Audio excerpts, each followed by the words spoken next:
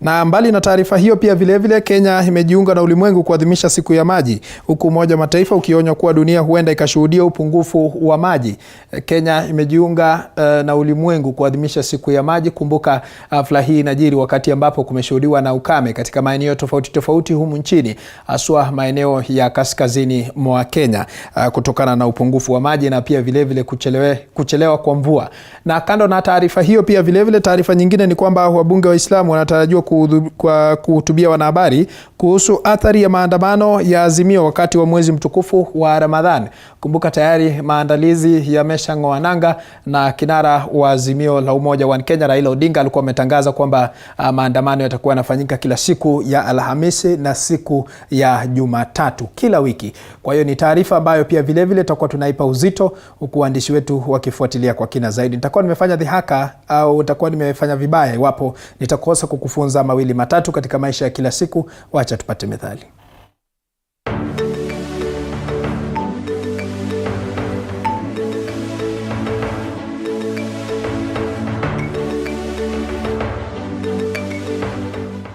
Methali ya leo: mfufua simba huliwa.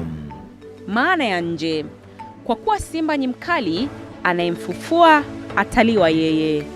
Maana yake: anayelifuatilia jambo la hatari lililopita, jambo hilo litamdhuru yeye.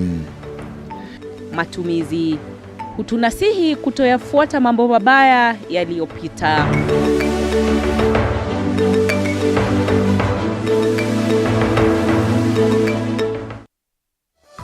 Mtazamaji, unafuatilia matangazo kupitia kwa mtandao Facebook TV47 Live. Awamu ya kipindi cha matukio mtambuko imeng'oa nanga. Mimi ni mtangazaji wako Paul Kirobi. Kundi moja la wanawake wanaotetea haki za mtoto wa kike la Women Enterprise Fund katika kaunti ya Pokot Magharibi linaendeleza juhudi za kuhakikisha kuwa wanafunzi wote wanarejea shuleni wiki hii kutoka kwenye likizo fupi. Kulingana na wanawake hao, idadi kubwa ya vijana wa kike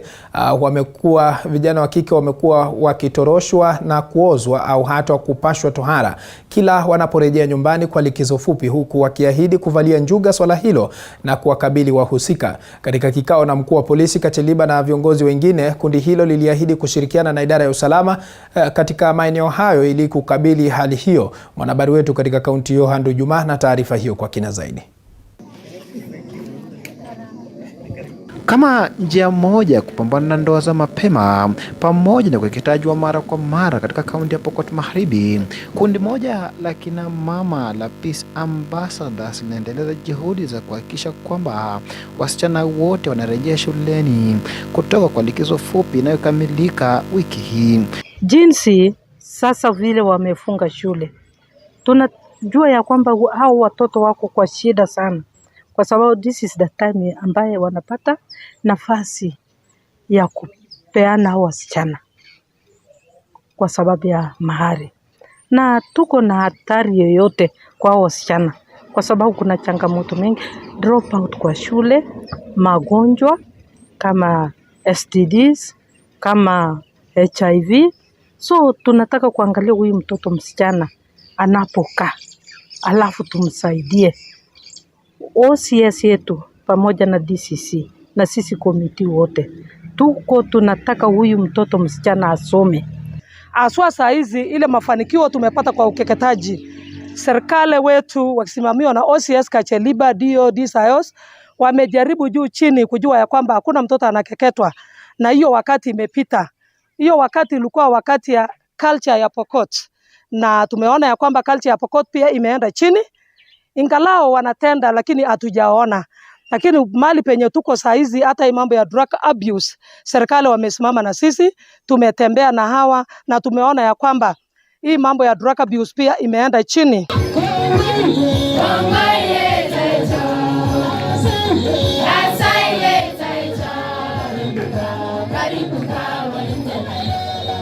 OCS wa Kacheliba Tom Nyanaro, baada ya kufanya kikao na kundi hilo, amewataka kina mama hao kuzuru vijijini na hata shuleni na kukusanya ripoti kuhusu visa vyote vya wanafunzi kukosa kurejea shuleni. Kwa hivyo leo tumekutana tuweze kuweka mikakati kuhakikisha kwamba vile walienda shule, yani vile walitoka shule wakaenda nyumbani, ndivyo watarudi shule wote.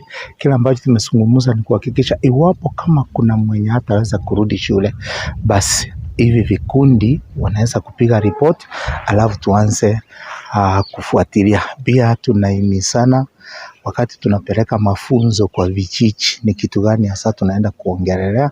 Mwakilishi wadi mteule katika bunge la kaunti ya Pokot Magharibi, Bruno Lomeno, alipongeza hatua hiyo, akitoa wito kwa wenyeji kukumbatia elimu kama njia pekee ya kufaulu maishani. Wazazi, himizo langu ni kwamba hao watoto wasichana warudi shule itakapofunguliwa baada ya after.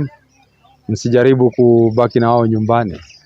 Na pia kuhusiana mambo ya ndoa ya mapema, tafadhali wazazi, tusijaribu kuangalia mali, tuangalie pengine ng'ombe ama pesa mtu akupatie ati msichana apeane mapema. Huyu msichana wacha asome, masomo ndio baadaye atakuja kusaidia familia na atasaidia jamii mzima. Ndoa za mapema na visa vya ukeketaji vya mara kwa mara ni mojawapo ya changamoto ambazo zinakumba kaunti ya Pokot Magharibi, huku sasa serikali ya kaunti hii kwa ushirikiano na serikali ya kitaifa zikiendelea kuweka mikakati bora ili kuhakikisha kwamba wanasuluhisha hali hiyo. Andrew Juma, eneo la Kacheliba, kaunti ya Pokot Magharibi. Asante sana Andrew Juma kutoka maeneo ya Pokot Magharibi. Unga mkono hoja hiyo huku 20 wakikinzana na sasa spika amemwandikia barua gavana Joseph Ole Lenku amwachishe kazi waziri huyo baada ya idadi ya juu ya wakilishi wadi kuunga mkono hoja ya kubanduliwa kwake. Hapo awali waziri huyo ambaye alikuwa bungeni kufuatilia kikao alipewa fursa ya kujitetea, ambapo alisema masaibu anayopitia yamechochewa kisiasa. The tenure for the Ward Bursary Committee for Kekonyokie, Rombo and Mutokrani were irregular. The said wards had established 2 Ward Bursary Committees in a span of less than 1 year. This is contrary to Regulation 9 of the Kajiado County Public Finance Management County Bursary Fund, Regulation 2016, that provides for a 5-year term for Ward Bursary Committee. The County Government Act 2012, Section 40, Subsection 6, states that for resolution under Subsection 5B is supported by a majority of the members of the County Assembly. A. The Speaker of the County Assembly shall promptly deliver the resolution to the Governor, and B. The Governor shall dismiss the County Executive Committee member. Honorable members, the Select Committee report to remove from office Mr. the Honorable Jeremiah Olencharo, the current County Executive Committee member for Education, Vocational Training, Youth, Sports, Youth and Sports in Kajiado County, pursuant to Section 40 of the County Government Act, number 17 of 2012, has been approved, having met the required threshold of a simple majority of the members. Mtazamaji, na kama nilivyokuwa nimekuarifu kwenye taarifa kuu ni kwamba waziri wa kilimo Mithika Linturi amefika mbele ya kamati ya bunge kuhusu kilimo kufafanua zaidi kuhusu ruzuku ya mahindi. Moja kwa moja tuelekee katika majengo ya bunge tusikilize ni kipi ambacho kinajiri. Picha hii ni ya moja kwa moja kutoka maeneo hayo kwa sasa, ambapo kikao tayari kwa sasa kimeshaanza. Hebu tusikilize. We've not been able to get the deliberations of those meetings. We don't know how the agreements were done and how it's supposed to have been implemented, because just like Mheshimiwa is saying, if this was a subsidy program and to avoid the sale of this maize or flour beyond the agreed price, probably there was need for us to have an identification mark, maybe a stamp or something else. So something doesn't come out very clearly. When you look here on our response, that there was a directive that 2 million shillings be allocated every week, we also didn't know that. You know, this is information we've been able to gather to give you. 2 billion. 2 billion every week. It didn't say for how long that the 2 billion would be paid. So it's not a very easy matter for us here And you know, the president himself on 20th July 2022 announced this stimulus program. It is him who did it. Look at the period of this subsidy program. It's between 20th of July and August.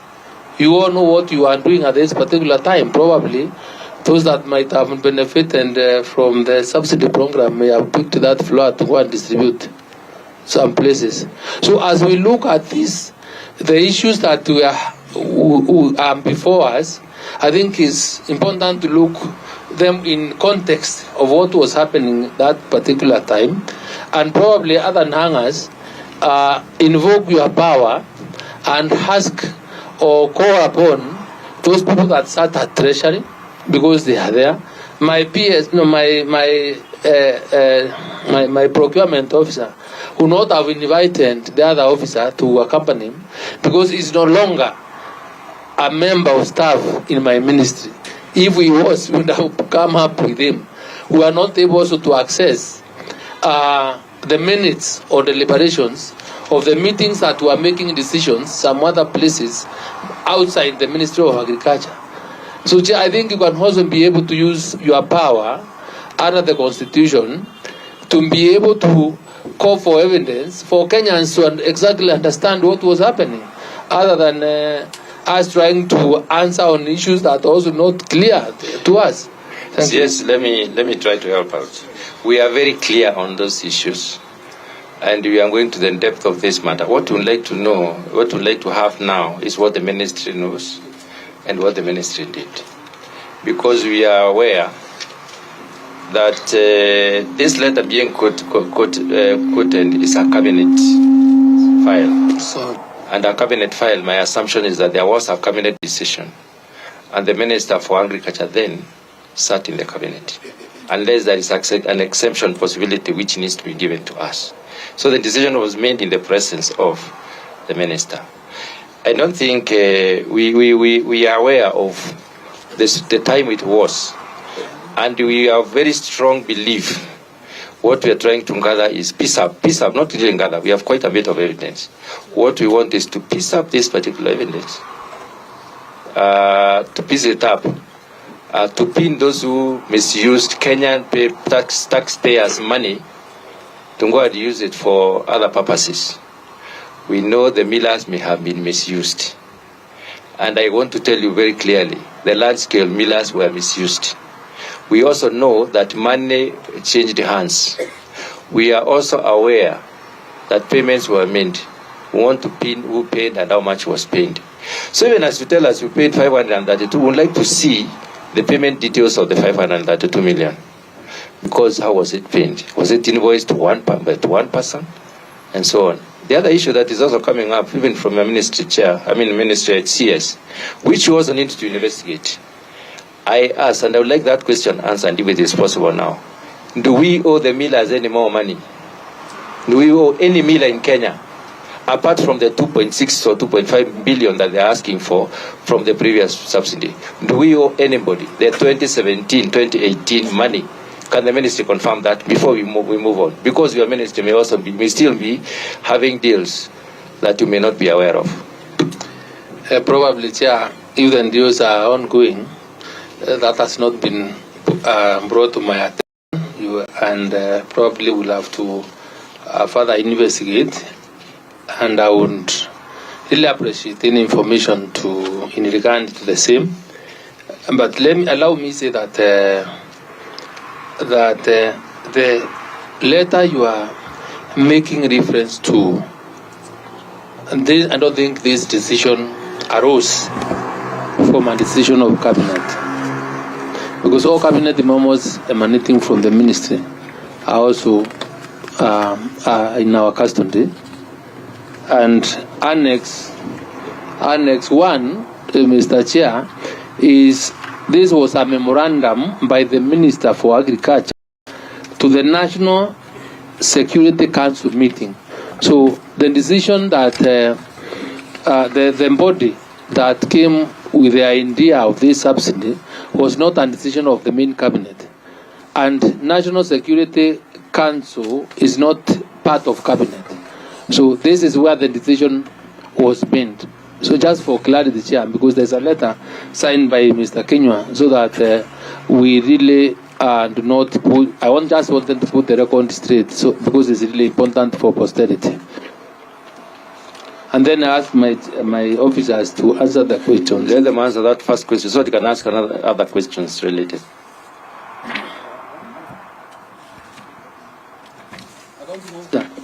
Tell me whether you want people money.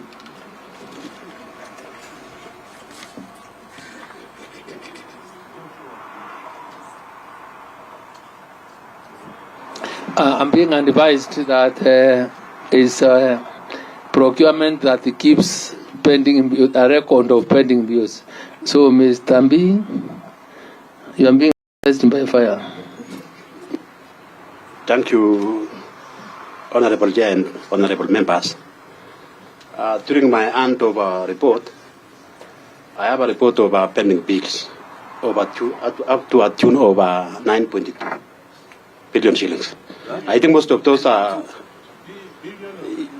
billion.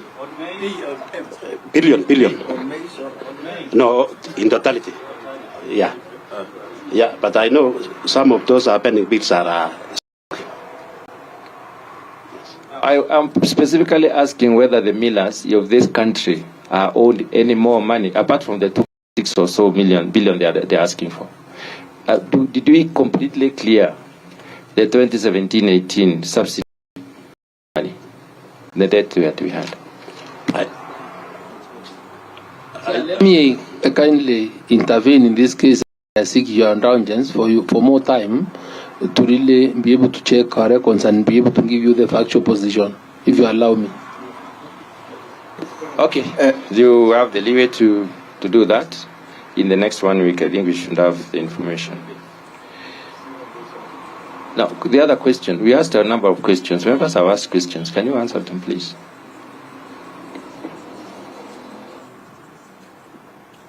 I don't know why you are not taking notes. The other question was, Mheshimiwa submitted that they are under request from the ministry to appropriate 7.2 billion, and yet your request is 3.6. Now, from the figures that you submitted, the 6.6. Why is the variance? Let me clarify that. The request from the ministry was that you spent on the total subsidy 7.267 billion. You paid 4 billion. And then you have a debt of 3.267 billion. When you look at what the millers are asking for, because they are the ones that are owned in this case, although you have brought in the dimension of staff facilitation, the millers are asking for between 6.4 and 6.6 billion total. So if we go by your figures from 7.267 to 6.6, which is owned outside there, is a huge difference. But then today you have given us figures that indicate that all the money you need is 3 point what? According to this table, that you owe outside the interest 3.023. You owe about 3.023. But in your submissions, the request you made through the supplementary 2, so supplementary 1 this year, you asked for 3.267. Where was the 267 or so million going? Which debt were we paying? Let me ask the end of the Chief Finance Officer in the Ministry, Mr. Osano, to answer that question, because I think that completely falls within his mandate, because the other one is limited to only payments. Thank you, sir. I have a letter that we wrote to the Principal Secretary, Chris Kipto, on the 13th of December 2022, where we were asking for 3.267 billion. I think as of December, before we did all the reconciliations that needed to be done, probably the difference between 3.2 and 3.0 were repeated invoices that were captured twice. So after the accounts team made the reconciliations, the figure that currently stands is at 3.0, not 3.267. Thank you, Chair. Maybe you can also shed some light, because you are the Chief Finance Officer. Have we paid all the millers, the 2017-2018 debt? Because the millers said they have been paid fully. The ministry, CS, is asking for 1.39 billion to pay the millers debt for 2016-2017. What are you asking for? Whom are you paying? The millers are paid. That's what we're asking. I wish, let me just bring the history of the pending bills. The pending bills for 2017-2018, the total outstanding bill was 14 billion. The National Treasury provided us with 12 billion as a budgetary support. Part of that money, I think, as we will be handling the SFR issue, would come in. About 9 billion was taken from that. From 14 billion, we were only allocated 12 billion, which we used to pay. This was meant to pay the millers, the farmers, the suppliers of the maize, and also the National Cereals and Produce Board. I can confirm that all the millers have been paid, but National Cereals and Produce Board has not been paid. The amount of work they did, the commission fees, so the amount outstanding of the 1.3 billion is the amount outstanding to National Cereals and Produce Board. Thank you, sir.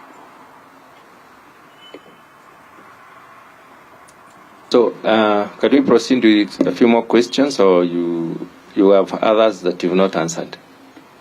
We would like to see the detailed analysis of that NCPB bill that goes up to 1.39 billion. So we had submitted there was a task force that was established by the head of public service that came up with the 14 billion. We had shared this. We will share again. And I want to bring the attention of the committee on the issue of interests that were paid to the millers. The millers took the ministry to court. It went through a long legal process. And the interest that was arrived was as a result of arbitration. The interest rate was between 12 and 13% based on the various millers, the way they executed their case at the arbitration. The report is there, the Attorney General's report is there, the task force report is there.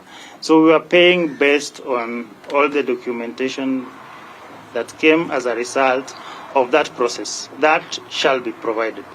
So the issue maybe what we may ask at that, we were dealing with subsidy.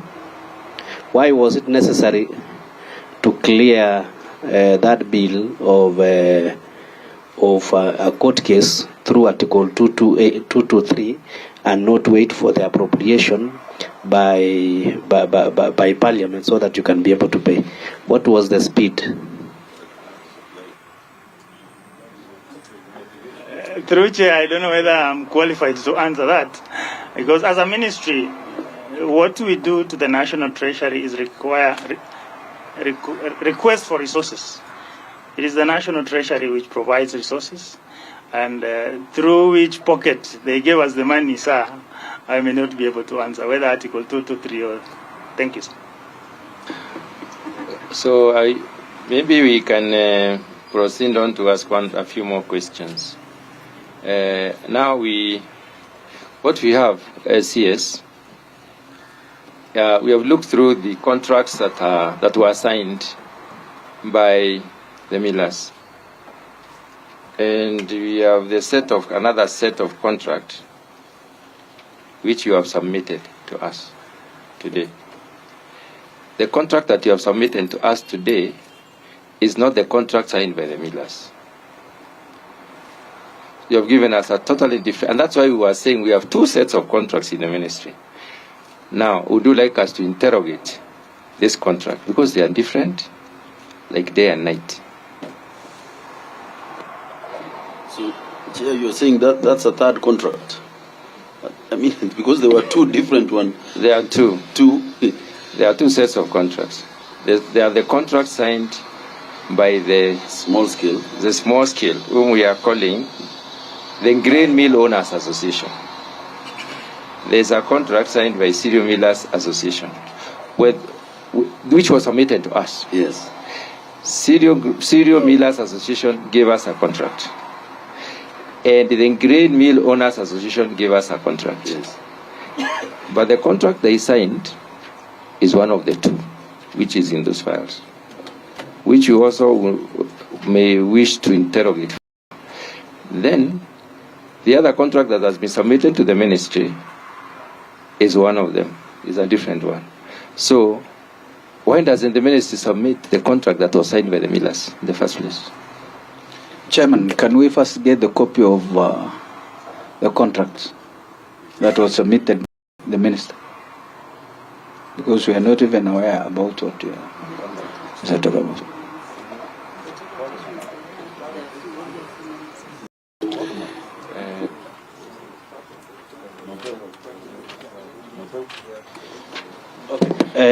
Chair, maybe before the CS answers, I've been perusing this list of the attachment for the pending bill and what was paid vis-a-vis what the millers gave us in terms of what was paid and what the remaining balance. I think there's a lot of discrepancies.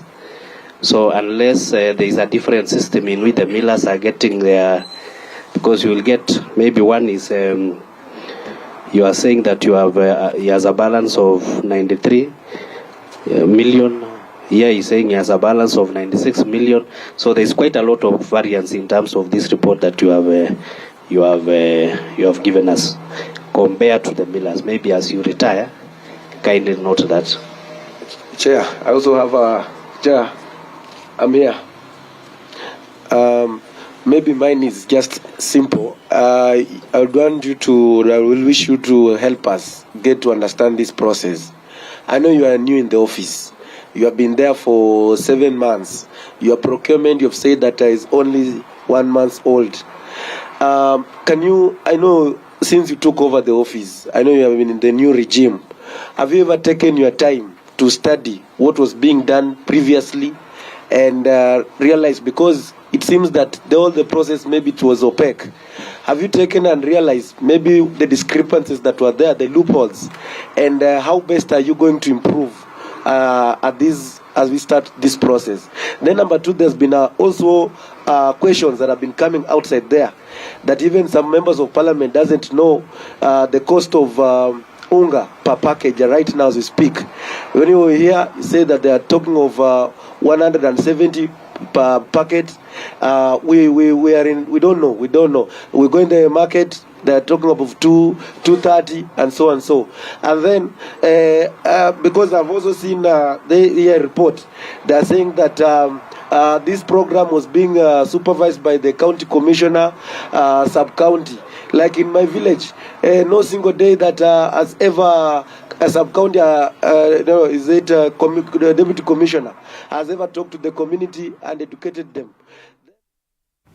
Na mtazamaji, ni picha za moja kwa moja kutoka majengo ya bunge ambapo waziri wa kilimo Mithika Linturi amefika mbele ya kamati wanachama wa bunge kuhusiana na swala la kilimo, huku wakijadili kuhusiana na ruzuku ya unga, na ni yepi ambaye atakuwa anajitokeza katika mahojiano hayo ama shughuli ambayo imekuwa ikiendelea katika majengo ya bunge. Ni taarifa ambayo tunazidi kufuatilia kwa undani zaidi, tujue ni jinsi gani waziri Mithika Linturi atakavyojibu maswali kuhusiana na ruzuku unga. Tutakuwa tunaandaa kwa mapana na marefu kwa minajili ya saa moja, lakini tutarejea kule bungeni mwendo baadaye.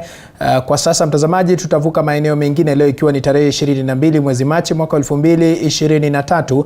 Ni siku ya maji ulimwenguni, ambapo ulimwengu mzima unasherehekea siku ya maji leo. Hafla ya siku ya leo ikifanyika katika kaunti ya Samburu, na ambapo waziri wa maji Alice Wahome pamoja na katibu katika wizara ya maji Paul Kiprono wanahudhuria hafla hiyo. Wacha kwa sasa tuvuke moja kwa moja tusikilize ni kipi ambacho kinaendelea kwa sasa na viongozi kadha wa kadha ambao wamefika katika eneo hilo, na ambapo watakuwa wanatujuza mengi zaidi. Lakini kwa sasa mtazamaji, wacha tuungane naye mwandishi wetu Philip Ngumu atujuze kwa mapana na marefu kuhusiana na siku ya leo. Philip Ngumu, kama unanipata kwa njia iliyo safi zaidi, hebu tuarifu tu kwa mapana na marefu kwa sababu tunafahamu kwamba maeneo unakotoka kumekuwa na eneo hilo limeshuhudia uhaba wa maji. Hali iko namna gani?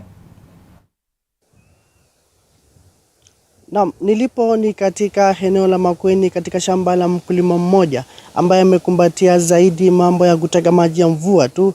Na katika shamba hili tu kama unavyoona hapa nyuma yangu, amefanya mambo mengi na hii maji ambayo anateka kutoka eneo hili. Hapa katika sehemu yangu ya pili ni kidibwi tu ambacho anatumia maji haya kutoka kwa nyumba hili ambayo unaiona pale, anaingia hapa, na haswa yale maji ya mvua ambayo anakimbia na kupotea kwenda baharini, yote anakusanyika katika eneo hili. Na kwa njia moja ama nyingine, ukiangalia ameanza upanzi mdogo tu wa mimea katika eneo hili.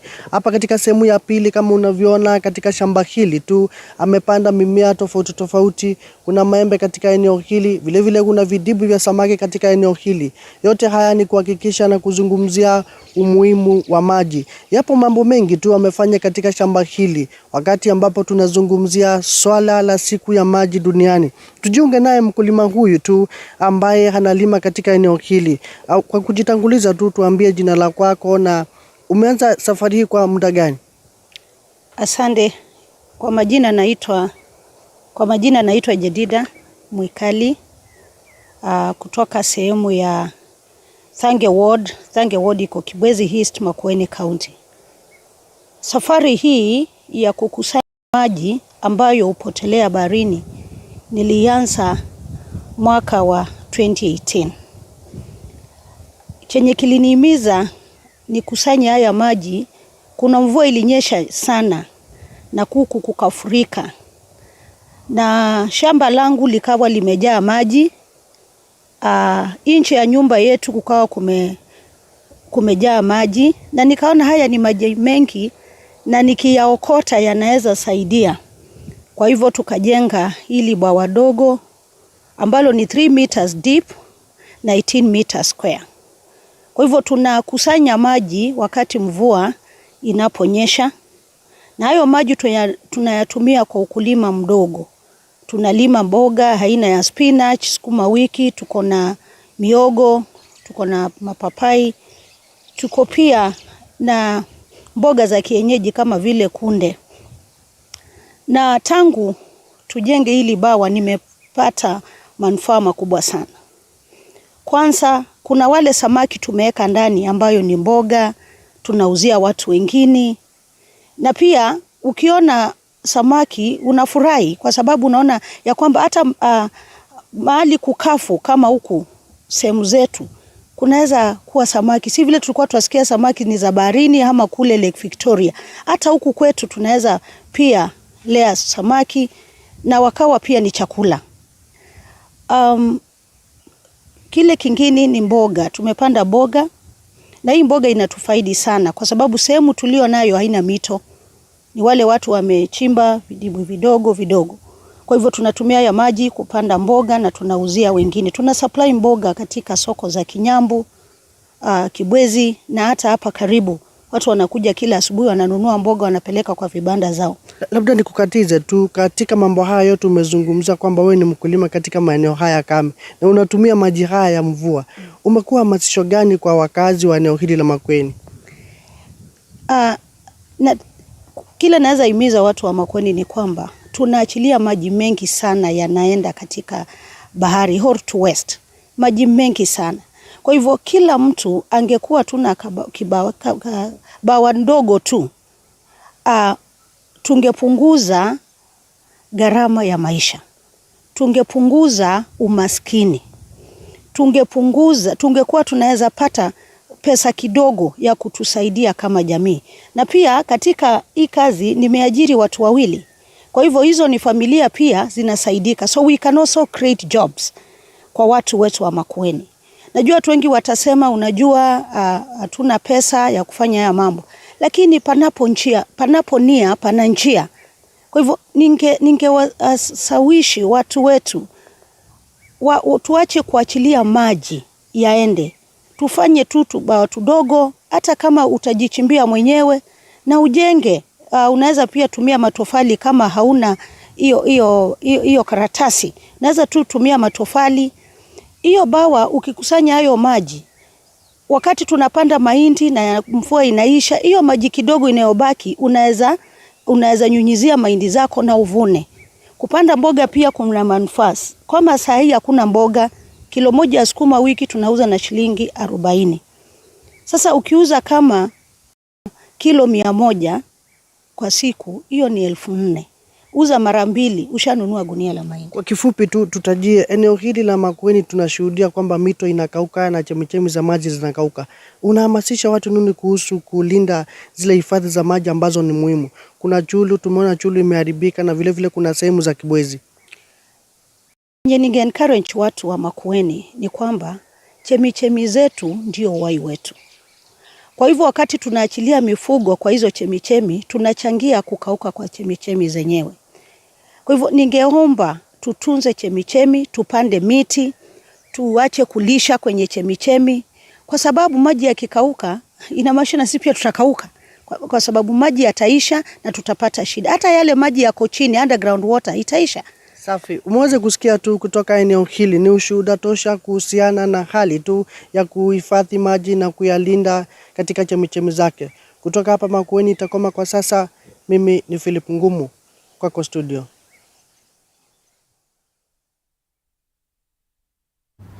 Na asante sana Philip Ngumu kutoka maeneo ya Makueni kwa kufanya mazungumzo hayo leo, ikiwa ni maadhimisho ya siku ya maji ulimwenguni.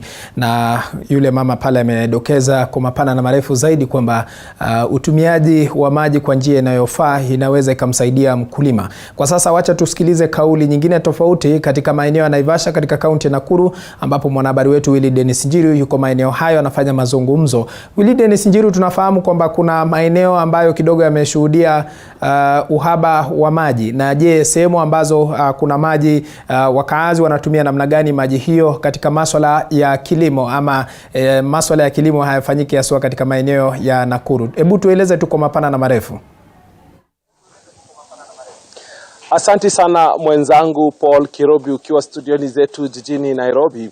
Tuko katika mtaa wa Kabati hapa mjini Naivasha, ambapo unavyoona nyuma yangu hapa kunapo sehemu moja ambayo iliweza kuwekezwa na mwekezaji wa kibinafsi aliyeweza kuchimba kisima hapa mintarafu kuwafaa wakazi wa eneo hili. Kwa kifupi tu nitaweza kuwadokezea, japo tuna rika la wazazi wetu hapa, watakuwa kitupia historia kidogo na hatua ambazo tumeweza kufikia hivi sasa. Wakazi wa eneo hili la Naivasha wanajivunia pakubwa kuwa na maji katika nyumba zao. Miaka ya 90 wengi wa wakazi wa mitaa hii ambayo ni ya County Council, Side, Kabati na Kihoto walikuwa wakielekea katika eneo la Prison kuenda kuteka maji pale, na maji ilikuwa inapigiwa foleni kutoka mwendo wa saa 9 asubuhi, na wengine watapata maji haya labda saa 2 asubuhi ama labda hata saa 3. Swala hili lilazimu baadhi ya wekezaji kama hawa kuweza kuwa kichimba visima katika eneo hili ili kuweza kuwafaa wakaazi. Wakati huo mtungi mmoja ukiuzwa kwa shilingi 2 endapo utaweza kufika katika eneo hili. Lakini kuendelea jinsi wakati ulivyokuwa ukizidi kuendelea, shirika la kushughulikia mambo ya maji katika kaunti ya Nakuru liliweza kuweka mabomba katika maeneo mbalimbali hapa katika mitaa hii, na kwa sasa tunaweza shuhudia wazi kwamba baadhi ya mitaa na nyumba hapa zina maji ya kutosha. Hebu tukaweza kuzungumza na mama hapa, atueleze jina lake na utueleze tumepiga hatua gani mam kutoka hali ilivyokuwa uhaba wa maji katika Naivasha na hivi leo. Bwana asifiwe. Amen. Mimi jina langu ni Margaret Wambui wa Daniel Kuria, ni mkaaji wa hapa Naivasha. Nimesaliwa hapa, mimi nimesaliwa huku kijiji ilikuwa inaitwa Kabi Sumari. Na Kabi Sumari ilikuwa ni ya Sumari peke yake. Hakuna mwingine angekuwa anafanya angekuwa na ploti huku. Lakini Mungu ni mwema. Akatulete hapa upadi ya Kabati. Wakati tulikuwa Kabi Sumari tulikuwa tukichota maji Karati. Na kutoka Karati sasa tukakuja Kabi Sumari. Haya hapa sasa tuko sasa ni pazuri kidogo, maana Mungu ameona kwamba ni vyema tuletewe maji na serikali yetu ya Naivasha ama municipality ya Naivasha. Sasa tuko na maji watu nusu, lakini si wote wako na maji, ni wadogo sana. Borehole ziko hapa ni chache sana na sinachotwa maji, lakini hiyo maji iko na chumbi sana. Uwezi kunywa, watoto wetu wameosa meno, wametoka meno, hata hawezi kwenda kwa serikali, kasi ya serikali hata kidogo. Hata mimi sina meno, nimeweka meno. Kwa hivyo nimeweka nikiwa mzee. Acha tusikie kutoka kwa mama. Mama, karibia, tueleze tumepiga hatua gani wakati huu kwamba tuko na maji katika nyumba zetu, japo mama amesema kwamba ni maji yaliyo na chumvi ama fluoride nyingi. Tunashukuru Mungu kwa wakati huu. Juu saa hii tuko na maji. Kuna wakati kulikuwa hakuna maji. Tulikuwa tunaenda Pirisoni, tunaenda huko Gathoreki kutafuta maji. Watoto wetu wameagamia sana. Sasa maji kitu ile tukiomba serikali yetu ya kaunti ya Nakuru isafishe maji ndio watoto wetu waanze kuharibika meno. Waose maji. Na tunashukuru. Kuna maji kidogo lakini si mingi. Waongeze maji. Waongeze iishe fluoride. Wasafishe vizuri. Haya, tunaye mwanaharakati mmoja wa mazingira hapa. Ndugu, umekaa hapa kwa kipindi fulani. Hali imekuwa vipi? Hii leo tunasherehekea siku ya maji ulimwenguni, na wewe una yapi ya kusema kutokana na hatua ambazo zimepigwa kwa sasa mji huu ambao sasa tunaweza sema uko na maji kiwango cha wastani? Mimi kwa majina yangu ni Luka Weru Maina, nafanya kazi ya kupanda miti hapa pande ya Naivasha. Mimi kwangu naona maji bado watu hawajaridhika na maji. Juu bado maji ya hapa iko na chumvi mingi, inaharibu watu meno. Kwa hivyo tunaomba serikali isafishe hiyo maji ndio watu wakunywe ile maji inastahili. Tuna ziwa hapa na maji haya yaliyoko kwenye ziwa Naivasha yanatoka katika maeneo ya Nyandarua. Japo unapochimba chini maji ni ya chumvi. Sijui ungependekeza vipi kwa serikali ya kaunti ya Mara? Watuwekee hiyo maji ya Nyandarua. Ndio tuachane na hii maji iko na chumvi mingi. Paul Kirobi, ulivyosikia kutoka kwa wakazi wa hapa ni kwamba, na ni kweli kwamba maji ya Naivasha yako na fluoride nyingi, japo kwa wakati fulani wale wanaoshughulika na masuala ya maji hapa wamejaribu kuhakikisha kwamba kiwango cha fluoride kimetoka 7% hadi labda 3 hapo nukta kitu, lakini hili pia limeendelea kwa mifupa na meno ya wengi wakazi wa eneo hili. Lakini cha wazi kwamba maji yanapatikana katika shughuli za usafi ni nguzo muhimu la kuhakikisha kwamba inavyosemekana kwamba maji ni uhai, basi maji yakiweko karibu na mwanadamu, basi uhai uko karibu na mwanadamu. Wale watangulizi wa viongozi walioko sasa walishapendekeza wakati moja maji yaliyoko katika ziwa Naivasha yakaweze kuegezewa mashini kando kidogo, ikaweze kuwa ikisafisha yale maji yakafae mkazi wa eneo hili, kwa sababu maji yale ni masafi na hayana fluoride, kwa sababu yanatoka kwenye mito katika eneo la Nyandarua. Yote haya yalibakia tu kwenye kumbukumbu na vitabu. Labda siku za hapo kesho ama siku zijazo swala hili litakuwa likitiliwa manani na wale viongozi watakaokuwa kuona kwamba wakazi wa eneo hili wamepata maji ambayo hayana fluoride, kama jinsi ambavyo unapokea maji yale yakiwa masafi katika maeneo uliko huko jijini Nairobi. Paul Kirobi. Sasa hayo ni kwa sasa tu, tunazidi kusherehekea siku hii muhimu hapa katika eneo hili la Naivasha, na nitakurejeshia kwako studioni ili ukaendelee na taarifa hizi kutoka maeneo mengine. Kwako Paul Kirobi.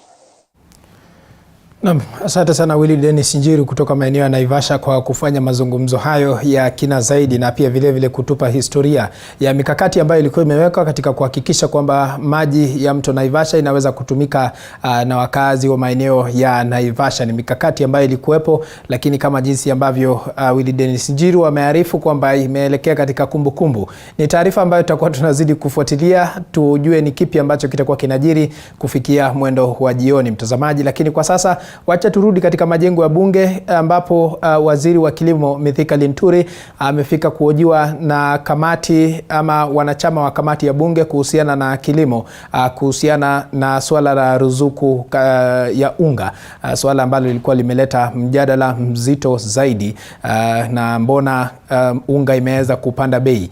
Wacha kwa sasa tuvuke moja kwa moja katika majengo ya bunge tusikilize ni kipi ambacho kinajiri. The contract that you have given us, 1.2 says the miller shall continue to purchase maize available in the market at market rates. 1.2 of the one that is attached to your document. Yes. It says that the miller shall continue to purchase maize available in the market at market rates. Yeah. The one that corresponds to that in the other contract which is signed by the millers is 5.4. 5.4.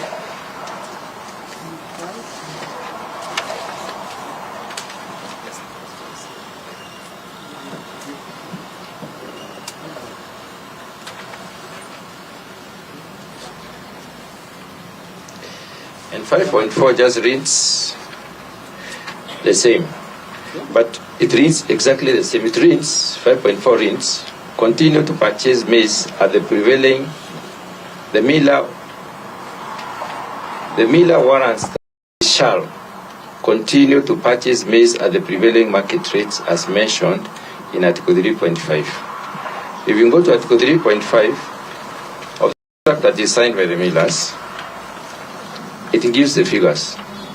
Talks about market price being 90 kilograms, per 90 kilogram bags being between 5,800 to 6,000. Yeah. Are we together? Chairman, I think we are reading different documents, because the documents that I have signed by the millers and at 1.2 and 1 and 5.4 are completely different from what you are reading. That confirms that. That confirms that some millers signed the contract that you have given us. Some other millers signed this other contract. So we have two contracts. To that extent, yeah, I agree. Okay, we agree there, but let us explore the differences between the contracts. Now let me take you through. Please put out the mic. So, where is the CMA? Just give me CMA.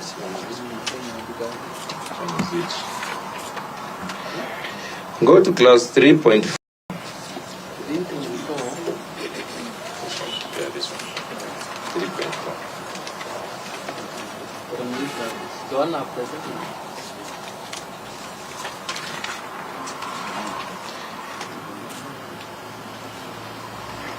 3.4 of the contract that is signed here by Simba Millers. It reads like this. It is agreed between the parties that the Ministry of Agriculture, Livestock and so on shall deploy market surveillance teams to ensure all that.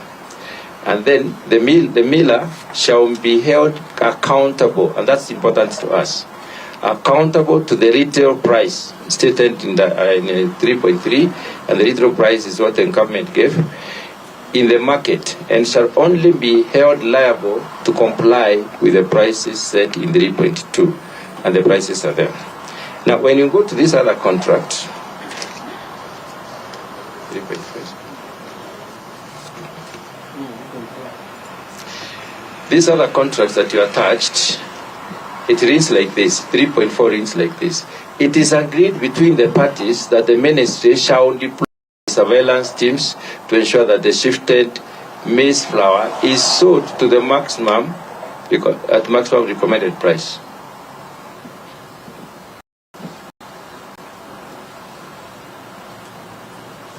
So in this particular contract, that particular part of the clause that describes everything is omitted.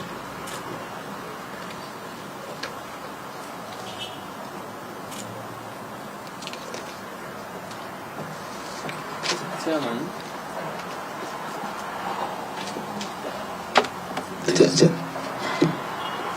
Please, so that I'm not lost, I don't know whether you will be able to allow me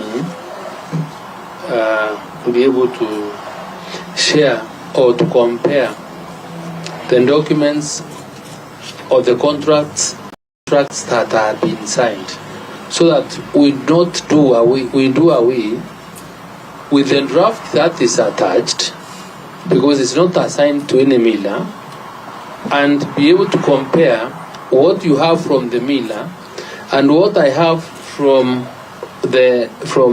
my procurement officer. Because at all you did read Article 3.4 of this contract, then from what I also see from the one that I am having here signed between Mombasa Maize Millers and of course also appear to substantially be different. So I don't know whether we can read it together, what you have signed and what I have signed in this one, because they're different. Chair, before the chair responds, there is submission from the CS on the questions that had been asked by the committee were very specific on the question 2. And if I may read his submission on the content or text and content of the contract issued to millers for the supply of the subsidized maize flour, so that we don't say that we are dealing with proposed draft. The response from the CS is that the context and the content of the contract issued to millers are indicated in the attached contract Annex 3. The contract was approved by the Attorney General's office as Annex 4.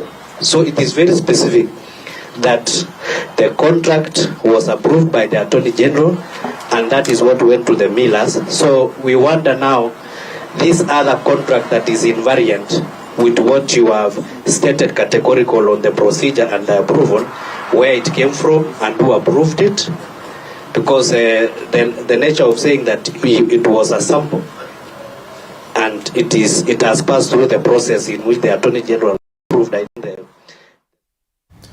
Na mtazamaji, tumekuwa tukikuletea matangazo hayo moja kwa moja kutoka katika majengo ya bunge, ambapo waziri wa kilimo Mithika Linturi amefika, anajibu maswali kuhusiana na ruzuku ya unga. Kumbuka kumekuwa na lalama kutoka kwa wananchi kwamba bei ya unga imepanda juu.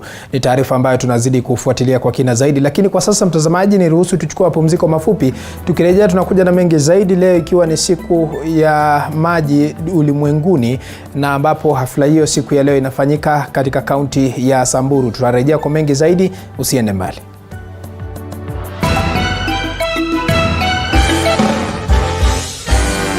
Ladies and gentlemen, karibuni sana. This is Dr. Frankie tonight. And of course, on to our first guest of the night.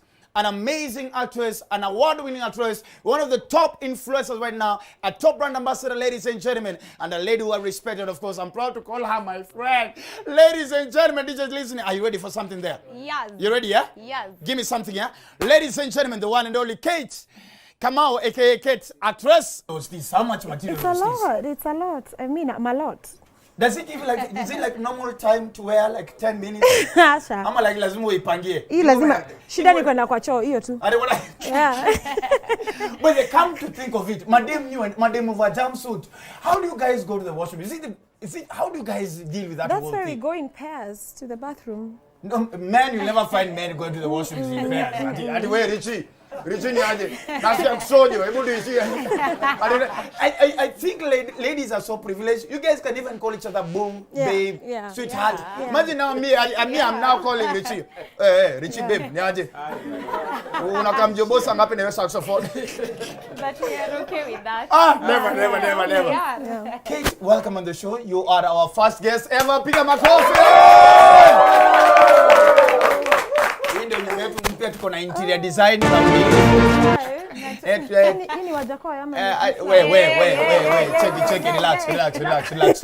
Usiseme na nguvu we. Nakada wana watch, nakada. Ni sponsored. Let me ask, have you ever tried? No, what is that? No. Haujawahi? Under by mistake. But now I know it because of Wajakoya. Oh really? So hujaipita kwa campaign ya Wajakoya by mistake ukaisikia? Have you ever tried drugs at any point? Which one? You're a clean, I'm a role model. Role model. Sawa kwa Listen, do we have enough role models in the industry anymore? Or because I've seen these days people do their own things, they mess up on social media, then they come and say, listen, I was not born to be a role model, I'm living my own life. Do you think that is the correct way to handle it? And I think what Akothe says, I did not choose to be a role model. It's my career that inspired you to give me that title. So you cannot give me the pressure to become a role model. That's how you feel. So that's how you interpret my brand. But I have to live my life. I'm not telling you to live the way I live. You understand? But I know I have a responsibility as a public figure to act in a certain way. But in the same breath, I have to live my life truthfully, being me. If it inspires you, yes. Well and fine. If it doesn't, good. Yes. Let me ask, which is like the most weirdest story you've ever heard about you? Ile mpaka uko like guy. Todie. Like I'm very mean, I'm a snob. I think I'm too friendly actually. Katika kipindi Mfahamu Kiongozi tunakupa nafasi. Ladies and gentlemen, karibuni sana. This is Dr. Frankie tonight. And of course, on to our first guest of the night. An amazing actress, an award-winning actress, one of the top influencers right now, a top brand ambassador, ladies and gentlemen, and a lady who I respected, of course. I'm proud to call her my friend. Ladies and gentlemen, just listening. Are you ready for something there? Yes. You ready, yeah? Yes. Give me something, yeah? Ladies and gentlemen, the one and only Kate Kamau, aka Kate, actress. How much material It's a lot. It's a lot. I mean, I'm a lot. Does it give like, is it like normal time to wear like 10 minutes? Asha. Ama like lazima uipangie. Hii lazima shida ni kwenda kwa choo hiyo tu. Yeah. But they come to think of it, madam of a jumpsuit. Nahudhuria hafla hiyo ambayo inafanyika katika kaunti ya Samburu, ambapo mwanahabari wetu Sharon Baranga amekita kambi katika eneo hilo, na kwa sasa tutakuwa tunaungana moja kwa moja akifanya mahojiano na katibu katika Wizara ya Maji Paul Kiprono kuhusiana na mikakati ambayo wizara hiyo imeweka. Kumbuka siku inajiri wakati ambapo kumeshuhudiwa na ukame katika baadhi ya maeneo humu nchini, na kaunti tofauti zimeathirika, haswa maeneo ya kaskazini mwa Kenya, na hatufahamu ni mikakati ipi ambayo imewekwa. Labda Sharon Baranga akiwa katika kaunti ya Samburu atatufahamisha kwa mapana na marefu zaidi. Sharon Baranga, kama unanipata kwa njia iliyo safi, hebu tueleze tu kwa kina kuhusiana na siku ya leo, ina umuhimu gani na ni mikakati ipi ambayo imewekwa, na kuna yale mabwawa ambayo yalikuwa yanafaa kujengwa ndani ya serikali ya aliyekuwa rais mstaafu Uhuru Kenyatta. Mikakati fikishwa hadi wapi kufikia sasa, na tunatarajia nini siku ya leo, siku ya maadhimisho ya maji ulimwenguni? Sharon? Naam, Kirobi, tunakupata kwa kikamilifu hapa katika kaunti ya Samburu. Tuko katika shule ya msingi ya Lodokejek hapa, mahali ambapo hafla hii ya kujiunga na ulimwengu katika kuadhimisha siku hii ambayo ni ya maji, kitu muhimu ambayo inafanyika duniani kote. Tuko hapa katika kaunti ya Samburu, na kama unavyoangalia tuko na baadhi ya wakaazi ambao wamefika, baadhi ya wageni wamefika hapa, lakini kwa sasa katibu katika Wizara ya Maji pamoja na waziri wa maji hawajafika bado. Kwa hivyo wakifika tu hivi pindi tu watakapofika tutawaeleza na tutawaletea taarifa kuhusiana na yale ambayo watakayosema kuhusiana na siku hii ya maji.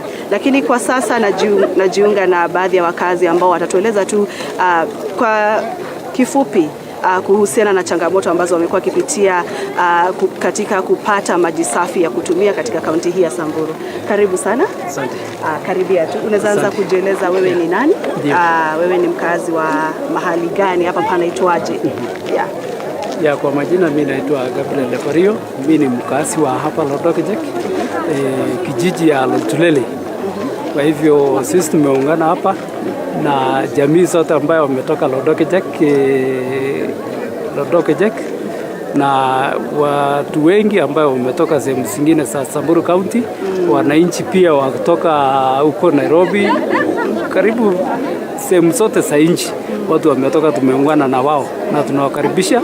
Tuko kwa hii shule ya Lodokejek, shule ya msingi, na kwamba tunasherehekea siku ya maji duniani. Kwa hivyo ni pongezi kwa wale ambao tunakaribisha hata minister wa maji Alice Wahome, tunakaribisha na wale viongozi ambao watakuwa nao. Kwa kupatikana kwa maji mzuri hapa kwetu itakuwa ni kitu ya maana sana, sababu maji ni uhai, maji ni kila kitu. Kwa hivyo mbeleni tulikuwa na changamoto ya maji. Changamoto ni hizi ambaye hapa mnaona kwamba ni mahali pakavu, hatuna maji, mito zimekauka na mara kwa mara tunakuanga na kiangazi ya kila wakati. Kwa hivyo karibu sehemu nyingi zimekauka kabisa. Kwa hivyo tukipata maji itakuwa ni bahati kwetu. Tunafurahia na itatusaidia kwa maisha yetu yote. Na labda kwa sasa mnapataje hii maji? Unajua ile maji ambayo tunapatanga hapa tunategemea ile mito. Wakati mvua inanyesha, alafu zile mto ikifurika, mvua ikisimama, tunapata hiyo maji kidogo ambayo inapatikana karibu na mto. Na kuna visima kidogo ambayo inakuwa dry na very short time, ndio tunategemea, lakini wakati zinakauka tunakuwa na shida ya maji. Na labda tunajua wakati huu ambapo kiangazi, tumekuwa tukishuhudia kiangazi katika baadhi ya kaunti humu nchini. Samburu ni mojawapo ya kaunti ambazo zimeathirika zaidi na kiangazi, na kumekuwa na shida ya maji, hata imepelekea mifugo kufa.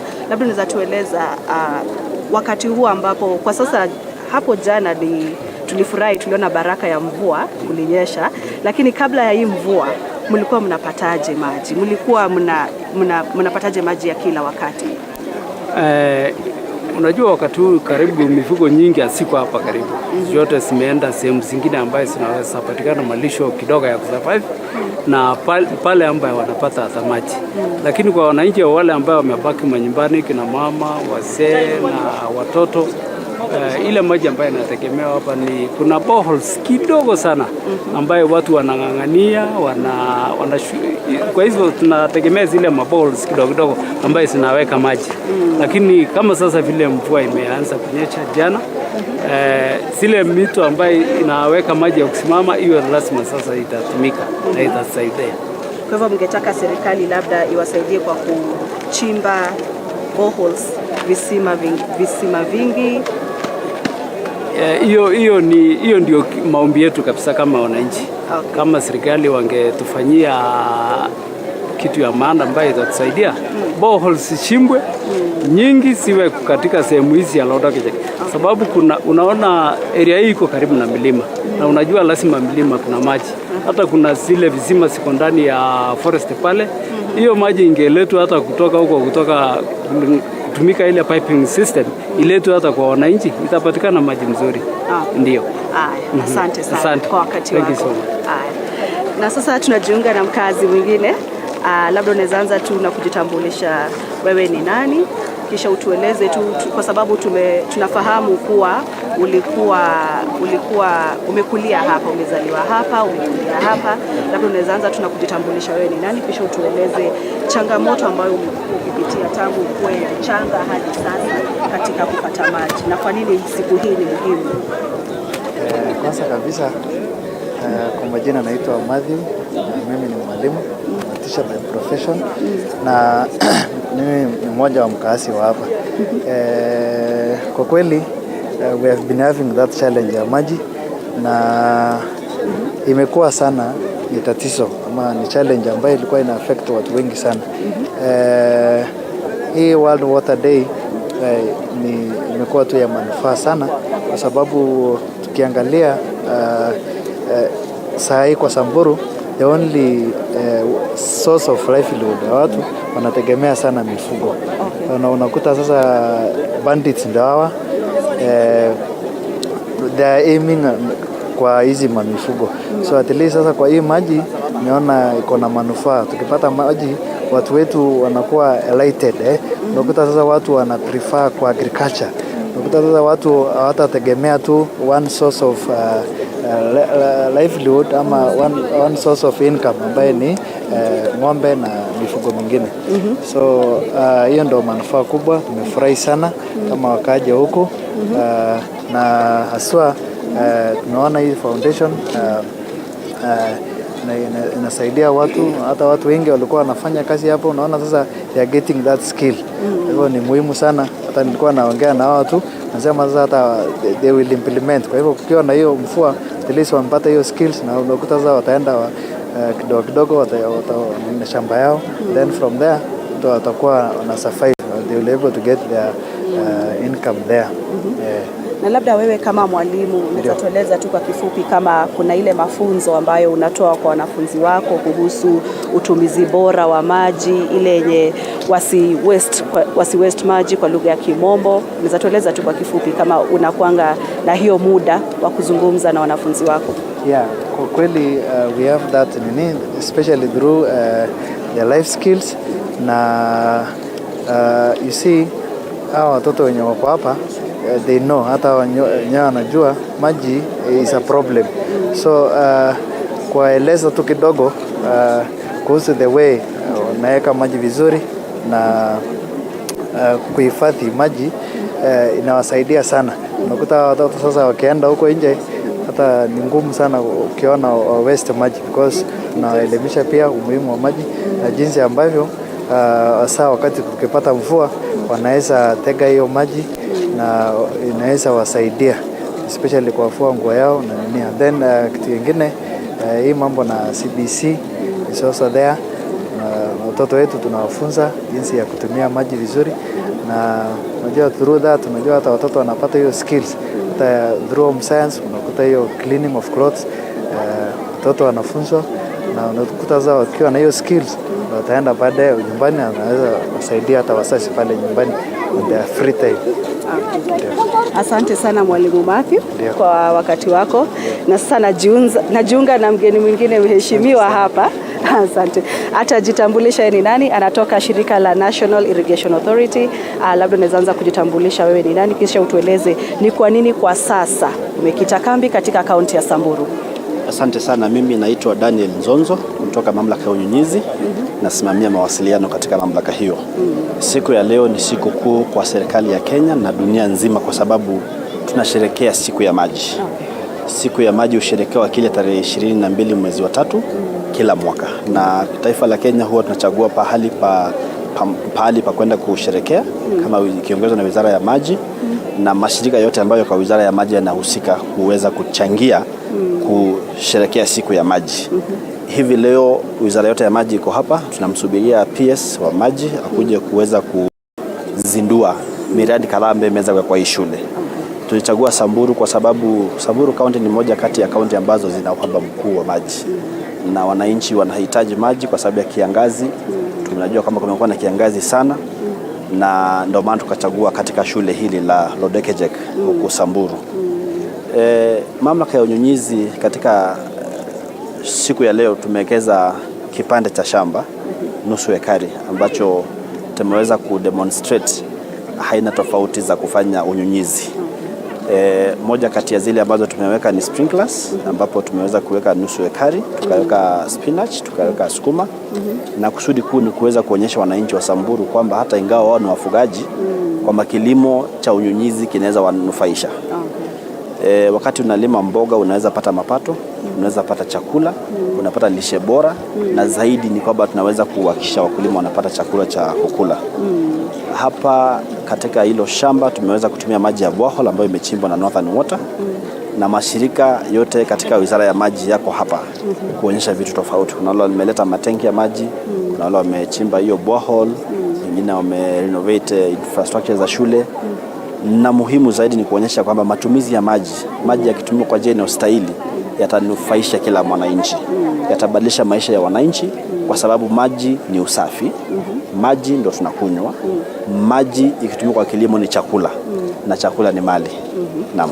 Labda zile changamoto ambazo mlipitia hata mkiweka hiyo shamba hapo.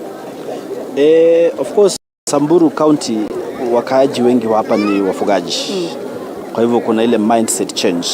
Unapowaambia mfungaji kwamba leo tunaingia kwa shamba, chukua jembe twende kwa shamba. Mara nyingi wanakuja na vijiti na vijiti huwa havilimi. Kwa hivyo utamwambia ende tafuta kijembe ukuje ndio tukufunze. Na nitasema kwamba kama mamlaka tumekuwa hapa katika takriban wiki 3. Tumefanya kazi na wanafunzi wa hii shule, tumefanya kazi na walimu wa hii shule, tumefanya kazi na wakaaji wa hii county kwa sababu tunataka tuweze kufanya ile technology transfer. Tuweze kuwaelimisha jinsi ya kufanya kilimo ndio tukitoka hapa waweze kumanage hili shamba. Tutakuwa tunakuja tu once in a while kuweza kuangalia vile wanaendelea, but tunataka hilo shamba liwe kama model farm. Kwa wakaaji wa Samburu wale ambao wengine wanapata maji, wanakuja wanasoma mbinu za kufanya kilimo cha unyunyizi, alafu wanaweza kupata maarifa ya kuweza kujisaidia. Okay. Naam. Na sasa tukimalizia tu kwa kifupi, ujumbe wako kwa Wakenya kuhusu matumizi ya maji inaweza kuwa ni nini? Maji ni rasilimali moja ambayo ni muhimu sana kwa taifa letu. Na maji ni haba. Kwa hivyo yale ambayo unapata tafadhali tumia vizuri. Haya maji ukiyatumia vizuri yatakusaidia wewe mwenyewe. Na maji haswa yanayotumiwa kwa kilimo ni mali. Na maji ni chakula. Kwa hivyo tutumie maji vizuri, wakati kuna nyesha tuweze kuhifadhi yale maji, tusije tukaacha yanaenda tu yanabeba udongo, na tukihifadhi yale maji wakati wa kiangazi tunayatumia kwa kukuza chakula na kwa matumizi ya nyumbani. Na labda mwisho kabisa, mradi huu ambao mumeweka hapa katika kaunti ya Samburu, mna mipango ya kuipeleka katika kaunti zingine ambazo zinaathirika sana wakati wa kiangazi? Mamlaka ya unyunyizi imeweza kuwa na mbinu tofauti za kuweza kupatia wananchi wa Kenya maji ya kufanya kilimo. Na kaunti ya Samburu tumeweza kufanya water pans kwa household level. Household 117. Na tunakusudia kuweza kuendeleza tukipata resources kufikia wakulima wengine zaidi. Katika taifa la Kenya tumefanya zaidi ya 42,000 hizi water pans, hekari zaidi ya 42,000, na tunazidi kuenda kufikia wakulima wengine zaidi. Cha muhimu ni kwamba katika hekari ambazo zinawekwa kwa kilimo, kila hekari moja inaweza kutoa 5 job opportunities. Kwa hivyo tunapozidi kuongeza hekari katika kilimo cha unyunyizi nchini Kenya, ndipo tunaweza kuwezesha wakulima wa Kenya kuweza kupata chakula na kuweza kujinufaisha. Na tuko mbioni kufikia kila Mkenya ndio waweze kupata chakula. Naam. Asante sana Bwana Zozo, na sana jiunga na mgeni mwingine mheshimiwa aliyekita kambi hapa katika kaunti ya Samburu. Unaweza anza kujitambulisha wewe ni nani na kisha kwa nini uko hapa? Asante. Jina langu naitwa Biato Kenywa Megwe, ambayo ni manager wa mawasiliano mema katika idara inaitwa Tana Water Works Development Agency. Kwa wakati huu leo niko hapa katika Samburu County kusherehekea siku ya maji ya 31. Na ile sababu kubwa sana tumekuja huku ni kuelimisha watu kuhusu vile maji wanaweza kuitumia vizuri na vile wanaweza kupata maji safi ya kunywa na kutumia katika nyumba. Labda unaweza tueleza tu kidogo, kwa sababu unatoka shirika ambalo linafanya kazi sana na zile jamii ambazo zinapitia wakati mgumu katika kupata maji safi ya matumizi. Unaweza tueleza labda zile changamoto ambazo wanapitia na labda suluhisho ambazo mmewapa kama shirika? Vile tumefanya sisi ni kutengeneza miradi ya maji na ya maji taka, ambayo tunasema wale watu wako eneo kama hizi wanapitia mambo mangumu sana kupata maji. Wanaenda kilomita zaidi ya 25 kwenda na kurudi, hiyo ni kilomita zaidi ya 50 kutafuta maji. So vile tumefanya, tunawachimbia maboreholes ambazo zinawasaidia kupata maji safi ya kunywa na ya kutumia katika nyumbani zao. Na labda hadi sasa ni boreholes ngapi ambazo mmeweza kuchimba na zinawasaidia watu, kama idadi ya watu wangapi? Kwanza inategemea tukichimba borehole na ile urefu yake vile the depth ya hiyo borehole na ile maji inatoa. Sasa kulingana na ile maji inatoa ndio tunajua itapatia watu kama wangapi. Kwa wakati huu kama shirika tumechimba borehole in the last 1 year zaidi ya 100 na tunaendelea kujenga borehole zingine ambazo zitasaidia watu katika zile eneo tumetoka. Na labda unaweza tueleza tu kwa kifupi nyayo zenyu zinazoonekana wapi? Mmefika kaunti ngapi katika kuwasaidia na hii kuchimba hizi boreholes? Sisi kama shirika tunahusika katika kaunti 5. Moja ni pande ya Nyeri, Kirinyaga, Tharaka Nithi na Meru. Hizo zote sasa ndizo tunahusika nazo kulingana na ile mpango tumepatiwa na serikali. Asante sana. Thank you. Huyu alikuwa ni mmoja wa wageni wetu ambaye amefika hapa katika kaunti ya Samburu kujiunga na ulimwengu mzima katika kuadhimisha siku ya maji. Kama unavyoona katika kiwanja hichi cha shule ya msingi ya Lodokejek, ni watu wengi ambao wamefika katika kuadhimisha siku hii, na tutakuwa hapa kukupa taarifa kama mtazamaji wetu kile ambacho kitakuwa kinachotendeka hapa. Kwa sasa tunamngojea waziri wa maji pamoja na katibu wake mkuu wa maji kufika katika sehemu hii, ndipo hapo sasa tutaanzisha mkutano huu. Na sasa nakurejesha kwake Kirobi. Na asante sana Sharon Baranga kwa kufanya mahojiano ya kina zaidi na baadhi ya wakazi kutoka maeneo ya Samburu na baadhi ya wataalam katika shirika tofauti kuhusiana na utata ama uhaba wa maji na ni jinsi gani inavyotumika na wananchi haswa wakazi kutoka maeneo hayo.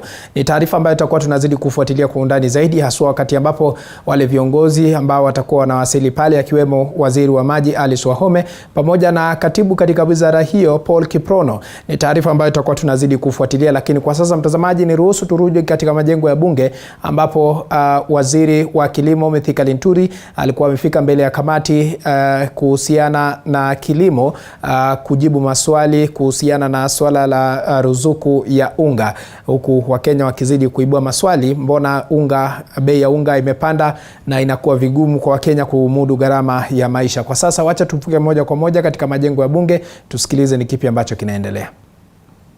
What was the preparedness of the ministry to shoulder additional responsibility in that instance? And finally, Chair, I think this is a straitjacket. The ministry is providing their own documents. The millers have a separate set of documents that they gave to us. I think the ministry only needs to reconcile, because we were given invoices from the ministry and a paper trail on how payments were made. The ministry has a different story in all this. Where is the disconnect? Because again, as the CS properly alluded in his opening remarks, whatever you say here has very serious ramifications in future. You may be cited for certain contempts, and if the millers on their part lied to us, there will be penalties. And if the ministry is falsifying documents, I'm only saying maybe because I don't want to believe the ministry can do that, but there are repercussions to any action that one takes while discharging his or her own mandate. So let me understand this issue of NCPB with its 100 million. And by the way, does NCPB have exchequer budget, or they have to wait for subsidies, then they get money from subsidy to run their affairs? Do they have a budget? Because it is a conveyor belt to any food supplies to the country, wherever. And I think this is a very active department within the ministry. Do they have to wait until we talk about subsidy, then they chuck out money from this, or they also have their own separate budget? Okay, I want to invite Kemote to answer the question. Before you answer that question, Chairman, I'm struggling to understand what the minister told us just a few minutes ago, because he exonerated himself from staying clear away from the agreement that the millers have submitted. The millers submitted stamped, signed agreement on each and every miller from the ministry. And the ministry is custodian of all the agreements that they have entered with any person they are doing business with. So the minister telling us today that he is not aware about those documents or what the millers have provided, I think is not satisfactory. And we want to only know the signed document provided by the millers. Who gave them those contracts? Is it the Ministry of Agriculture? Is it the Ministry of Treasury?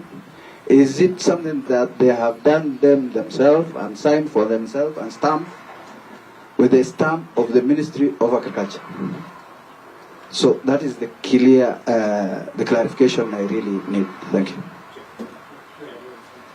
Chair, I think it would be procedural for the CS to answer the first set of questions, and if there are supplementary questions, then we can ask, because the issue of NCPB, I raised it, it's been raised again. I would rather we're given fundamental answers, then we can ask for supplementary questions. Thank you, Chair. Before you ask more questions, please, can you clear the issues that you have not cleared us? To the extent that I know, the only outstanding issue is about NCPB. And before Mheshimiwa interrupted and given over the mic to the MD, Mr. Kimote, is the end of NCPB. So do justice to that question, Kimote. Yeah, thank you, CS. I will definitely do justice to the question. And as I do that, Chair, let me state that NCPB is a commercial state agency. We don't get exchequer funding to run the affairs of the institution, which means, therefore, the institution must look for its own resources to run its affairs on a day-to-day basis. And However, also give the government some money if you make more, isn't it? It's not we just are private, actually it's public. We are actually supposed to give some dividends to the National Treasury if we make the money. But in this particular question on the food subsidy, the institution is part of the ministry. It is a state corporation under the Ministry of Agriculture, as the CS have said. And we are given the responsibility to do the production monitoring, because we are experts in grain management. So the objective was to ensure that we confirm that the millers have actually produced this number of bales of maize, maize flour for distribution. Now, ordinarily, as a commercial institution, we should have charged a commission for that exercise. But we were directed through the PS then that this is a national exercise and we cannot charge a commission for that exercise, and therefore we did not get funding for that exercise. The 100 million shillings, which is being talked of, was for administrative expenses. The PS then wrote to the MD of NCPB that the 100 million shillings will be to cover administrative expenses and to be paid through the National Cereals and Produce Board. So what I did is that I got a letter with instructions. You may have heard there were many parties involved. There was the county monitoring teams, the county commissioners, there was a command center at the ministry headquarters who were doing the surveillance of the program. There are also my officers in the field who were confirming the production of the various flour in all the mills across the country.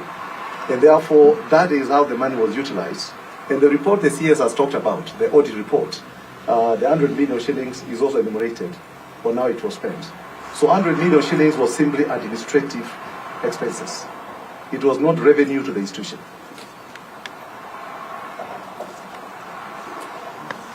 Okay, now CS, back to you. You said we should ask you questions based on the documents you have provided to us. I want to put it to you that you have provided two sets of contracts. There is a contract that is attached to your report, and there is a contract that is signed by the millers, and I want to single out one. I've just picked one at random. This particular contract is signed by Simba Mfalme, that's a brand, Simba Mfalme, and I can give you the details of Simba Mfalme. It is signed by John Mwanzo Mwara something, Simba Mfalme, on the 2nd of July 2022, and it's And it is also signed by the I think is for the ministry. Somebody from the State Department of Crops. I want to believe this extract, this contract, which has just been gotten from your file, is authentic. Also confirmed. It hasn't gotten from this file that has the 120-something contracts. So this contract, which is signed by all the millers, and the contract which has been provided by the ministry today are different. Can we proceed to ask you questions on these two contracts now? Because to us, they are official. The reason why we are saying they are official, one has a clear position, the other one has a modified position. One is very tough on the millers, strict on the millers. The other one gives the millers a leeway. So which contract do you want us to abide by, Mr. CS? Chairman, the contract, by the way, I did not attach any contract. What I did in my response is attach and draft which has the form and the text and the details of the proposed contracts which were supposed to have been signed. Because when you find the document attached doesn't bear the name of any contractor, or neither is it signed. Because this is how it should have been. Now, if from the documents that the B has submitted to the committee, that document is completely different from the attached draft, we'll be willing to take the questions. And if there is any question to the actual signed ones that is as an deviation from whatever you received from the millers, because I have seen that I do not have a copy of what the millers provided to this committee. I'm not seized of that document. Then once we are shown the document, we'll be able to appropriately be able to respond. So to that extent, I suggest that you can raise the question in regard to documents that have been submitted by B, and B, you should be able to answer the question. Do you want to disown the document you have attached here? Because you are saying you did not attach a contract, you attached a draft. It is marked Annex 5, Annex 3. Are you disowning Annex 3? I'm not disowning Annex 3, Chair. What I'm saying is that this is how the contract should have looked like, and the only details that are not in this contract are the details of the person who, or the miller who was being given the contract to supply whatever kilos of maize flour to whichever area.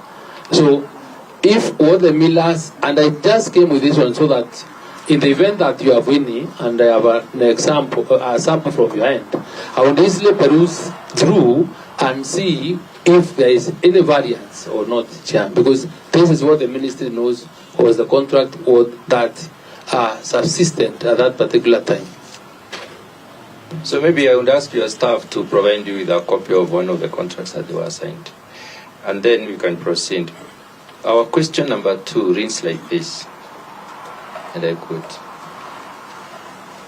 you're supposed to provide information on the content, the context and the content of the contract issued to the millers for the supply of the subsidized maize flour. The content and the context. And that's why we shall not explore the contract as they were, because we are aware there are 2 contracts. Now, looking at the contracts you submitted, which we shall call Contract A, and then the one that has just been given to you as a signed contract, Contract B, I would like to walk you through the discrepancies. If you look at clause 1.2 of the contract that you have given us, 1.2 says the miller shall continue to purchase maize available in the market at market rates. 1.2 of the one that is attached to your document. Yes. It says that the miller shall continue to purchase maize available in the market at market rates. Yeah. The one that corresponds to that in the other contract which is signed by the millers is 5.4. 5.4.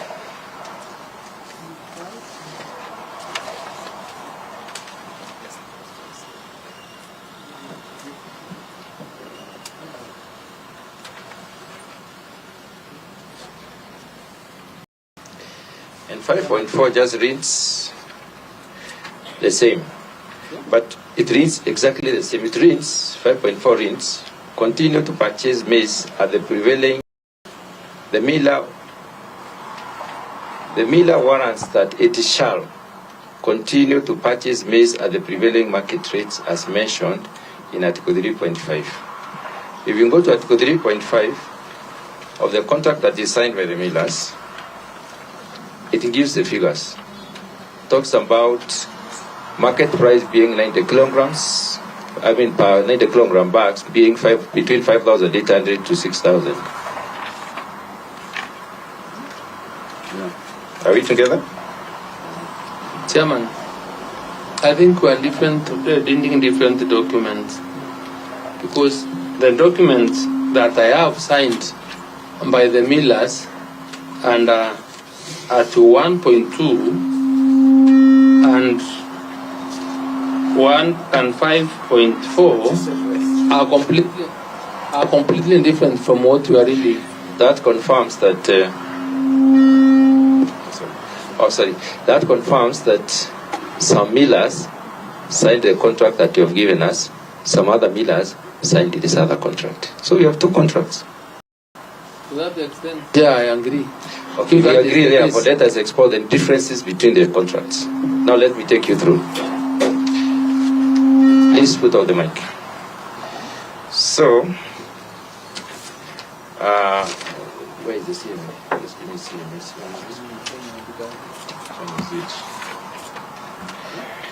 Go to clause 3.4. Yeah, this one. 3.4. The one after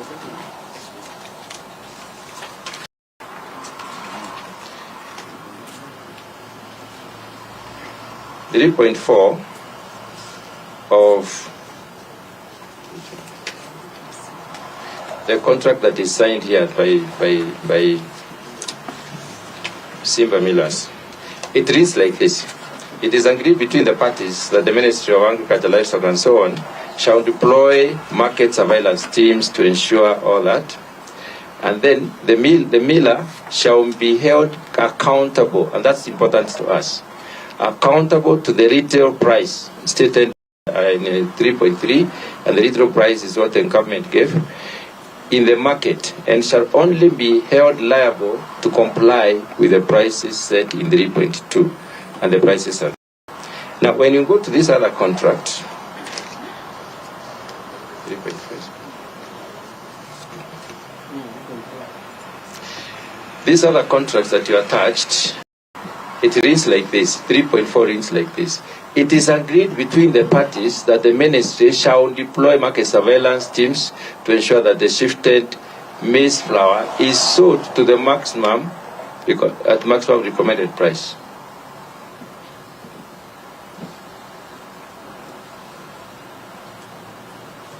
So, in this particular contract, that particular part of the clause that describes everything is omitted.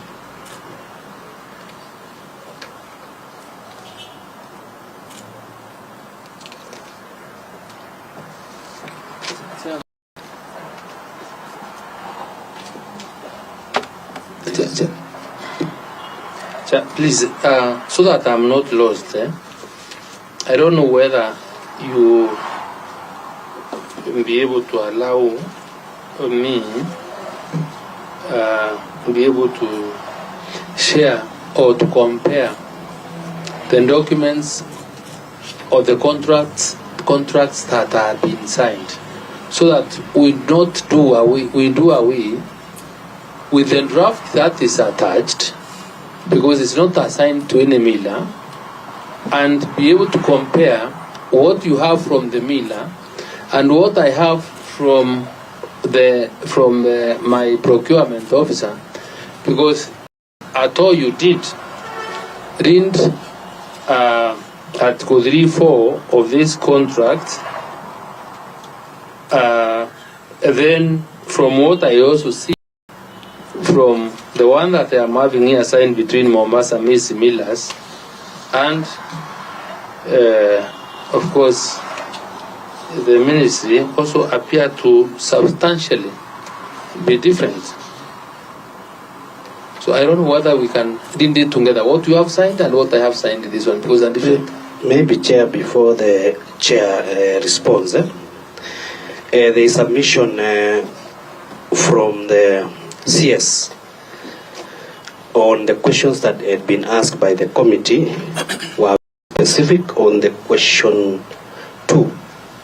And if I may read his submission on the content, on the context and content of the contract issued to millers for the supply of subsidized maize flour, so that we don't say that we are dealing with proposed draft.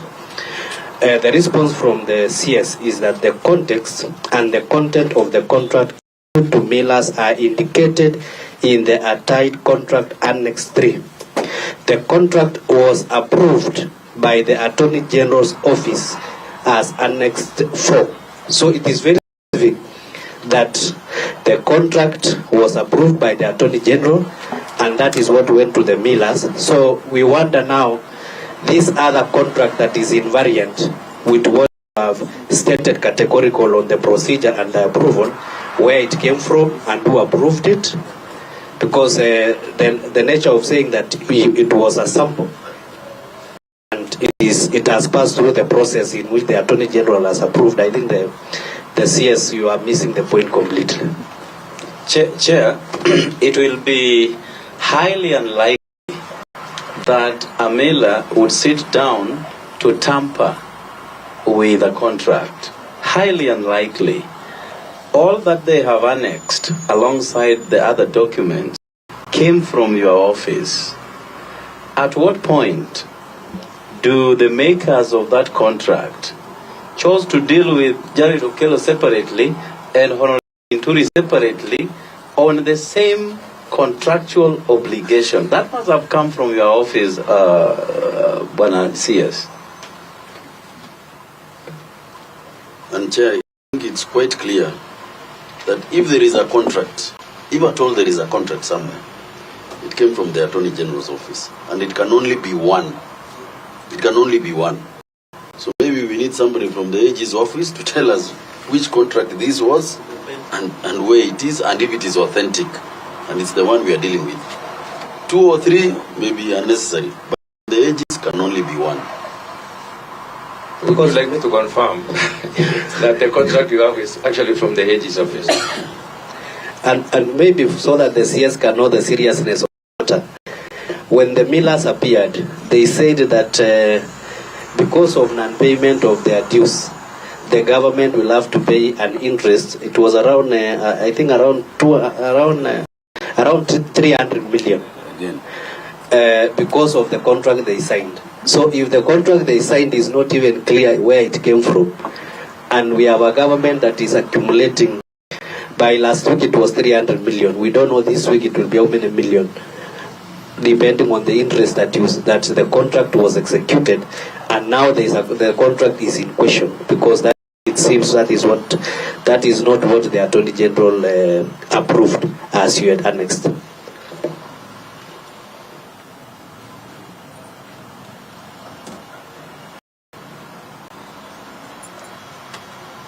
Chairman, I hope now the committee is able to get into my shoes and be able to understand why I raised the issue of being assistant to answer questions by people that were in office during the execution of this program.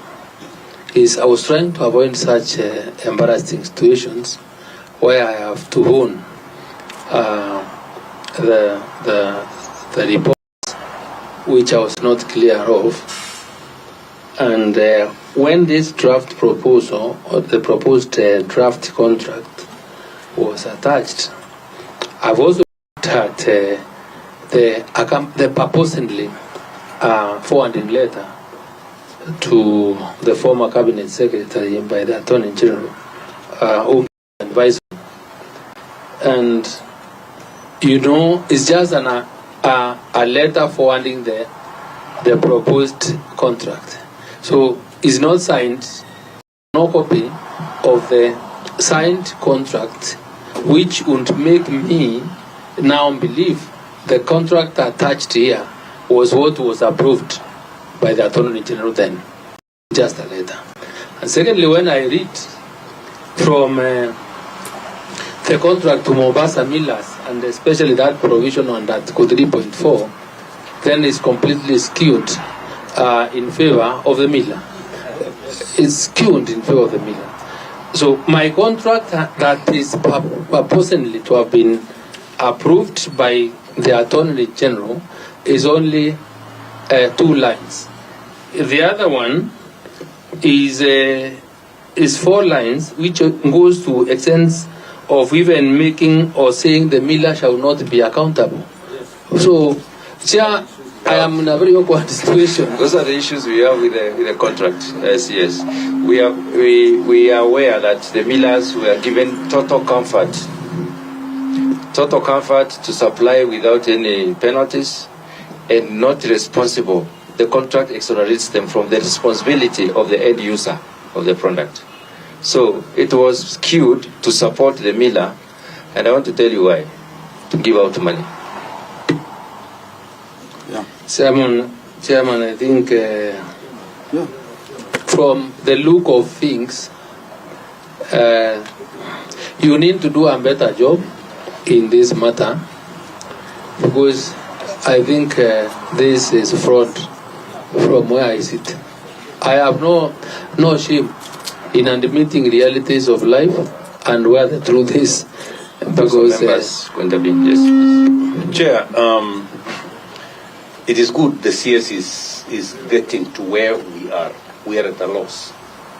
And Chair, I would rather we ask the CS to provide all the contracts given to the millers and all the contracts given to the cereals association, the 2 sets of contracts. Then we can look at it and we can be able to know where the problem arose. The way he's saying, this is fraud, this is fiasco, this is corruption. It's not different from Goldenberg, Chair. And I would rather we give him time so that when he comes back, we should then be able to focus on those people who actually executed 2 different contracts for 1 assignment. Thank you, Chair. Yeah. I think, Chair, the millers will be able to tell with exactitude who gave them what. And I think, therefore, it will be necessary to interrogate the millers a little further. But again, in the presence of a falsified document, what does that mean to the entire contract, especially money that has been paid? And what does that therefore feed into what is yet to be paid? Do we then assume there was no transaction at the end of the day? But then who bears full responsibility on this? And let me reiterate again, I would highly doubt a miller sitting down to tamper with the clauses in a contract. I mean, some of them do not even have the capacity to do so. So let's get to the bottom of this issue. But Bwana CS, I am in your shoes, and I know what you feel now. But to safeguard the millers who are business people, and they played their cardinal responsibility, save for probably somebody, pushing in certain documents to derail the entire process. We have to appreciate them because they appeared before us, they gave us some evidence. But if somebody sat down to tailor-make the documents to suit certain obligations, that is the person we need to go after. CS, I think what we shall request you to help us with is the original version of the contract that came from the Attorney General. We would really like to know which of the two came from the Attorney General. Chair, just to add on that, Bwana CS and your team, I thought probably your officers were well prepared so that they don't embarrass you in public in this committee. Unable to answer a few questions, I thought they would have briefed you enough so that at least you don't find yourself in the dark corners of the questions and unable to answer them. Thank you. Please, I think we stay this particular issue for another day. Yes. We will request you to do further work. We shall guide you on what we think needs to be explored further. And then we can probably go to the next issue that you want to answer. Chair, I just have a point of order, if you allow me. Bwana CS, the country is hungry. And with the prevailing situation, we are likely to see prices of essential commodities going higher and higher. On the flip side, we were privileged to hear that you've been put into the plane hunting for food. And I want to believe that your efforts are bearing fruits. Now, in the month of January to March, there was a presidential decree on zero-rated imports, especially on sugar, between month of January and March. And there was also an extension of the same to other products like maize, rice, that will be going on until August this year. So we had a 6-month window. During that period, it was in the newspapers that the ministry was looking for importers in the newspapers.